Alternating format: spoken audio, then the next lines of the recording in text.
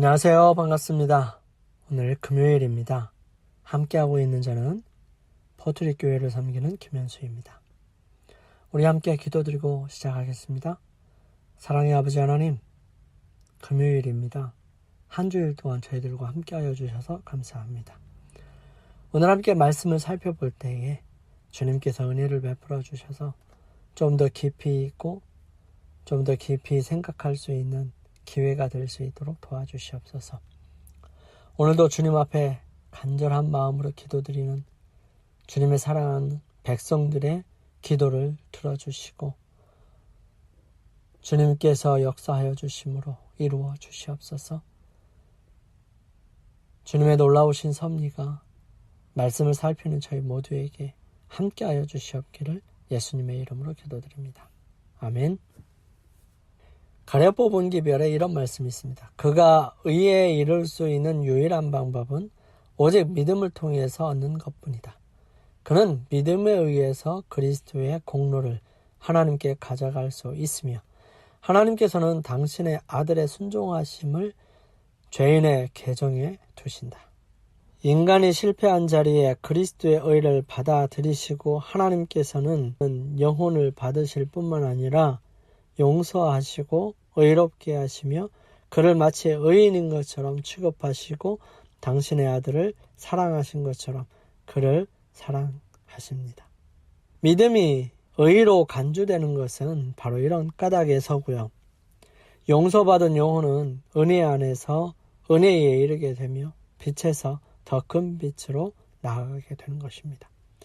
회개와 믿음을 통하여 우리가 그리스도를 우리의 구주로 받아들였을 때 주님은 우리의 죄를 용서하시고 율법을 범함으로 규정된 형벌을 되돌리십니다. 그때 죄인은 하나님 앞에 의로운 사람으로 서게 되고요. 하늘의 호의를 받게 되고 성령을 통하여 아버지와 아들과의 교제를 누리게 됩니다. 그러나 후에 성취되어야 할 다른 일이 남아있는데 이 일은 점진적인 성격의 것입니다. 영혼이 진리를 통하여 성화되어야 합니다. 그리고 이 일 역시 믿음으로 성취됩니다. 이는 우리가 믿음을 통하여 받는 그리스도의 은혜로서만이 우리의 품성이 변화될 수 있기 때문이라고 기록하고 있습니다. 무엇으로 산 믿음과 죽은 믿음을 구별할 수 있을까요?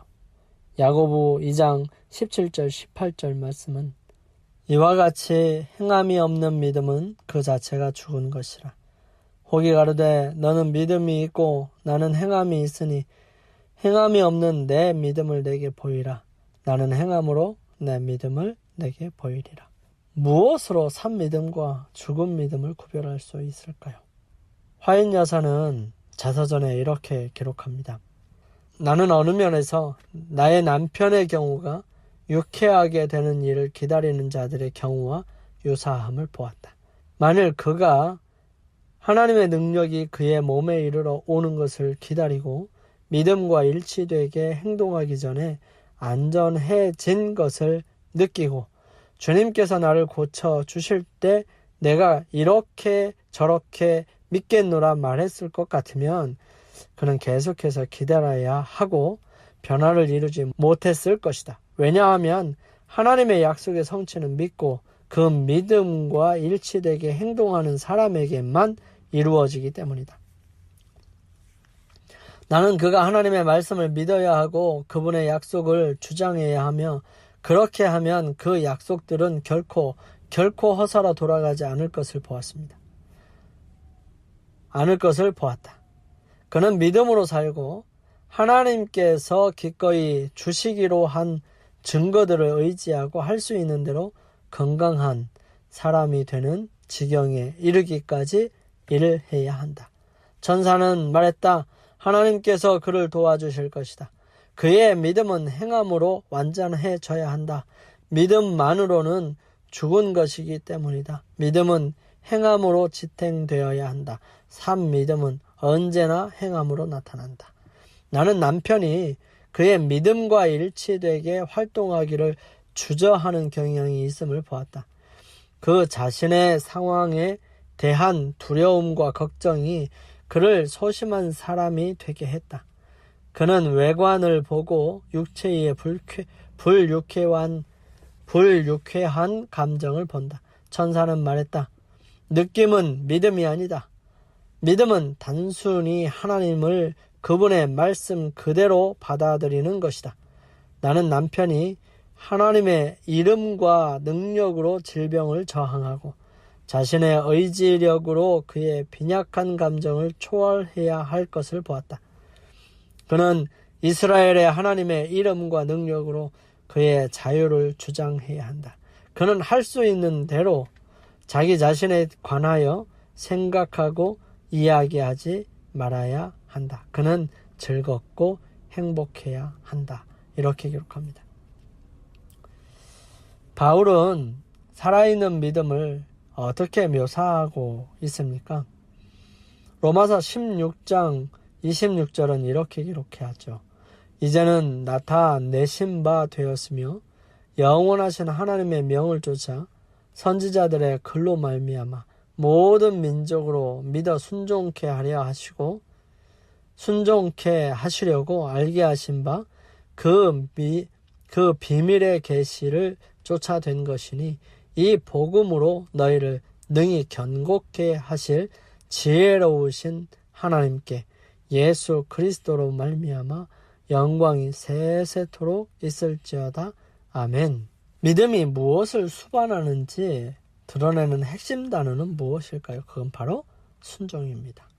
우리가 순종함으로 구원을 얻을 수 있는 것이 아니에요. 대개 구원은 믿음으로 말미암아 얻는 하나님의 값없이 주시는 선물입니다. 그러나 순종은 믿음의 열매이지요. 그가 우리 죄를 없이 하려고 나타내신 바 된 것을 너희가 아나니 그에게는 죄가 없느니라. 그 안에 거하는 자마다 범죄하지 아니하나니 범죄하는 자마다 그를 보지도 못하였고 그를 알지도 못하였느니라. 이것이 참된 증거입니다. 우리가 그리스도 안에 거하고 하나님의 사랑이 우리 안에 거하면 우리의 감정과 사상과 목적과 행동은 하나님의 거룩한 율법에 표현된 하나님의 뜻과 일치하게 된 것입니다. 자녀들아, 아무도 너희를 미혹하지 못하게 하라. 의를 행하는 자는 그의 의로우심과 같이 의롭다고 요한일서 3장 7절에 기록합니다. 이는 시내산에서 주신 십계명에 표현된 하나님의 거룩한 율법의 표준에 따라 판정되는 것이죠. 사람은 하나님을 순종할 의무가 없다고 주장하는 그런 신앙이 아니고요. 참남입니다. 너희가 그 은혜를 인하여 믿음으로 말미암아 구원을 얻었나니 그러나 이 행함이 없는 믿음은 그 자체가 죽은 것이라고 말씀하십니다. 예수님께서는 이 세상에 오시기 전에 당신에 대하여 말씀하시기를 나는 나의 하나님이여 내가 주의 뜻 행하기를 즐기오니 주의 법이 나의 심중에 있나이다 라고 했습니다. 그리고 그가 승천하시기 바로 전에 내가 아버지의 계명을 지켜 그의 사랑 안에 거한다고 말씀하셨습니다. 또한 성경에 우리가 그의 계명을 지키면 이로써 우리가 저를 아는 줄로 알 것이요 저 안에 거한다는 자는 그의 행하시는 대로 자기도 행할지니라 말합니다. 그리스도도 너희를 위하여 고난을 받으사 너희에게 본을 끼쳐 그 자취를 따라오게 하려 하셨느니라. 베드로전서 2장 21절 말씀이에요. 영생을 얻는 조건은 지금도 옛날처럼 똑같이 곧 하나님의 율법을 온전히 순종하는 완전한 의가 요구됩니다. 만일에 영생을 이보다 약한 조건으로 허락한다면 온 우주의 행복은 위험을 받게 될 것입니다. 모든 재화와 비참을 일으키는 죄가 영원히 불멸할 길이 열리게 되는 것이지요. 그렇게 되면 안 되는 것입니다. 우리가 하나님께 받아들여지는 것은 분명 오직 그분의 사랑하는 아들을 통해서이고요. 선행은 그분의 죄를 용서하는 사람이 작용한 결과에 불과합니다. 그것은 우리에게 아무런 공유되지 못하며 우리 영혼의 구원에 있어서 한 부분으로 주장할 수 있는 우리의 선한 행실로 인해 우리에게 부여된 어떤 것도 우리는 가지고 있지 못합니다. 그는 그의 영혼의 구원을 위한 간구로 그의 선한 행실을 제시할 수 없을 것이다. 가려 뽑은 기별에 말씀하십니다. 화이트부인이 이 진술을 기억한다면 선한 행위가 여전히 그리스도인 경험에 있어서 매우 중요한 부분인 이유가 있습니다. 그것은 무엇일까요? 아직 우리는 순종해야 할 일이 남아있기 때문이지요. 잘못을 저지르면서도 스스로 바르다고 생각하는 사람들이 있습니다. 그리스도를 그들의 주라고 주장하면서도 그분의 이름으로 큰 일을 하고 있노라고 공언하지만 그들은 죄악의 일꾼들입니다. 그 입으로는 사랑을 나타내어도 마음은 이욕을 쫓음이라. 하나님의 말씀을 전하는 자는 그들에게 이런 사람과 같습니다. 그들이 너를 음악을 잘하며 고운 음성으로 사랑의 노래를 하는 자같이 여겼으니 내 말을 듣고 준행치 아니하였거니와. 에스겔서에 계속해서 말씀하세요. 말로만 제자라고 하는 것은 아무런 가치가 없습니다. 영혼을 구원하는 그리스도를 믿는 믿음은 많은 사람들에 의하여 제시되는 그런 것이 아닙니다. 그들은 믿어라 그러나 율법을 지킬 필요가 없다라고 말합니다. 순종으로 이끌지 않는 믿음은 가정일 뿐이에요. 사도 요한은 저를 아노라 하고 그의 계명을 지키지 아니하는 자는 거짓말하는 자요 진리가 그 속에 있지 아니하다고 분명하게 말합니다. 특별한 섭리나 이적적 현상이 하고 있는 사업이나 주장하는 이상의 진실성을 반드시 증명해야 한다는 생각을 아무도 품지 못하게 하십시오. 즉 특별한 섭리나 이적적인 현상, 이것이 있어야지만이 하나님의 사업이나 또 하고 있는 여러 가지 사역들이 올바른 것이다 라고 얘기할 수 있도록 말하지 않도록 해야 한다는 것입니다. 그런 게 아니라 어떤 감정이나 어떤 이적적인 거나 표면적으로 나타나는 어떠한 현상들이 사람들이 하나님의 말씀을 경하게 말하고 그들의 인상과 느낌과 행동을 거룩한 표준보다 높이게 될 때 우리는 그들에게 빛이 없다는 것을 알 수 있을 것입니다. 순종은 제자가 되는 시금석이에요. 우리가 사랑을 말할 때 이의 진실성을 입증하는 것은 계명을 지키는 것입니다. 우리가 받아들인 교리가 마음속에 있는 죄를 소멸시키고 심령을 더러움에서 깨끗하게 하고 성결의 열매를 맺으면 우리는 그것이 하나님께 속한 진리임을 알 수 있습니다. 자비, 친절, 긍휼, 동정이 생애에 나타나게 될 때, 의로운 일을 하는 기쁨이 마음속에 있을 때, 그리스도를 높이고 자기를 죽일 때 우리는 우리의 믿음이 바른 상태에 놓여 있음을 알 수 있습니다. 우리가 그의 계명을 지키면 이로써 우리가 저를 아는 줄로 알 것이요 라고 말씀하십니다. 하나님의 율법은 도덕적 완전함의 유일하고 진정한 표준입니다. 이 율법은 그리스도의 생애 가운데 실증되었어요. 그분은 자신에 대하여 말씀하시기를 내가 아버지의 계명을 지켰노라 말씀하십니다. 이러한 순종을 제외하고는 아무것도 하나님의 말씀의 요구에 응할 수가 없습니다. 저 안에 거한다 하는 자는 그의 행하시는 대로 자기도 행할지니라 말씀하십니다. 우리는 내 은혜가 내게 족하도다 라는 보증을 가졌다고 해서 이 일을 행할 수 없다고 항변하지 못합니다. 우리는 거룩한 거울 곧 하나님의 율법을 들여다볼 때에 놀랄만한 죄의 깊이와 범죄자로서의 자신들의 타락한 상태를 보게 되죠. 그러나 우리는 회개와 믿음으로 하나님 앞에서 의롭다함을 얻게 되고요. 하나님의 은혜를 통하여 그분의 계명을 능히 순종할 수 있게 되는 것입니다. 마음의 거룩함과 생애의 순결을 위해서 신실하게 노력하고 있는 많은 사람들이 괴로움과 낙담 중에 있는 듯합니다. 왜 그럴까요? 저들은 끊임없이 자신을 살펴보고 자신의 믿음이 부족함을 계속 슬퍼하고 자신들이 믿음이 없으므로 하나님의 축복을 요구할 수 없다고 생각합니다. 이런 사람들은 믿음에 대해 잘못된 생각을 가지고 있는 것이에요. 그들은 참된 믿음이 가지고 있는 단순성 이상을 넘겨보기 때문에 그들의 마음 가운데 커다란 흑암을 불러들이고 있는 것이에요. 그들은 하나님의 자유와 인자하심에 거하고 그분께서 말씀하신 바를 다시 살펴보기 위하여 그들의 마음을 자신에게서 돌려야 합니다. 그리고 말씀하신 바를 이루시리라는 것을 그저 믿어야 하는 것이죠. 우리의 믿음을 신뢰하는 것이 아니라 하나님께서 허락하신 것들을 신뢰해야 합니다.